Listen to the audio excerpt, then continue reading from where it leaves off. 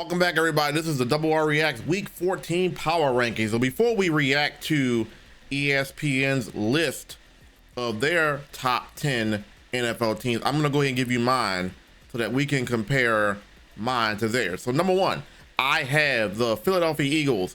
Why? Because it's a big road win over the Ravens. I consider the Ravens a top 10 team. They did it on the road. It's hard to win at M&T Bank Stadium. Eagles handle business. Number two, the Detroit Lions. Even though they have an 11-1 record, they barely won over the Bears. Now, win is a win, but it was shaky. And I like their win against, I like the Eagles win against a top 10 team, the Ravens on the road, compared to the Lions win at home, barely over the Chicago Bears, which is why I moved the Eagles up from last week to number one. Number three, the Bills. Bills are only got, what, 2 losses on the year? They won over the 49ers and they beat the Chiefs 2 weeks prior to that. So I had the Chiefs at number three because, the Bills at number three because they beat the Chiefs. And even though they beat a 49er team that was injured, you still handle business. Number four, the Chiefs. They barely won against the Raiders. I mean, they've been barely winning the last few weeks, and they almost lost to the Broncos. So the Chiefs are 11-1, but they've been shaky.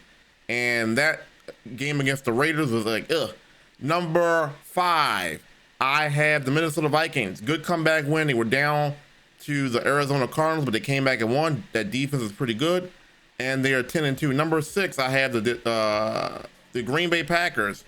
This was kind of tough between them and the Steelers because Packers did have a dominant win over the Cardinals, but the Steelers did have a good win against the Bengals. Even though the Bengals defense is not good, you still went there in a game that the Bengals had to have to keep their season alive, and you dropped 44 on their head. So I'm gonna put Packers at 6, Steelers at 7. I'm gonna still keep the Ravens at 8 because even though they lost and they had 5 losses, they lost to, in my opinion, the best team in the league in the Eagles. Really good defense, and I mean, even though it wasn't really close as the score indicated, you lost to the Eagles. No shame there. And I got the Chargers at number 9 and the Broncos at 10. And the only reason why I had the Chargers and the Broncos below the Ravens is because the Ravens beat those teams. Ravens beat the Chargers last week and they beat the Broncos a few weeks ago. Broncos are a good team, but I can't justify putting them above the Ravens because the Ravens beat them 41-10 and the Ravens beat the Chargers. So it's like the Ravens are where they are. All right, now let's get into ESPN's top 10 list. So right now they have the Detroit Lions at 11-1. And like I said, very debatable. They won. They're still, to me, neck and neck as the top team in the NFC. Shoulda, woulda, coulda. At the end of the day, they beat the Bears. ESPN has the number 1.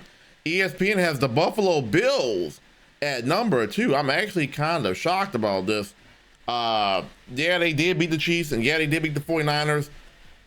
But I don't know. The Eagles win was more impressive. The Eagles on a 9-game win streak, 8-game win streak. I don't know. But Bills are definitely a good team. They have Kansas City at 3rd, and like I said, Kansas City is has only 1 loss, but I just don't justify how they've been winning these games, barely winning these games. They keep them at number 3. Number 4, they have Philadelphia Eagles at 10-2. Like I said, a win over the Ravens. Number 5, they have the Pittsburgh Steelers at number 5. I am shocked. They have the Pittsburgh Steelers better than the Vikings? Interesting. Okay. Even though they dropped 44 points against the Bengals, everybody's been dropping at least 30 against the Bengals, if you're not named the New York Football Giants. I like the Vikings offense a little bit better. Both teams got good defense, but I like the Vikings offense a little bit better than Russell Wilson. But anyway, they have them at number 5. I mean, that's very, very debatable. Number 6, they have Minnesota. Number 7, they have the Green Bay Packers. Number 8, they have the Baltimore Ravens. I think we agree there. Green Bay is a very good team, and I like I said, I like them better than the Steelers. I don't think you can put them ahead of Minnesota because Minnesota has a more dominant defense, and I think they already played once already.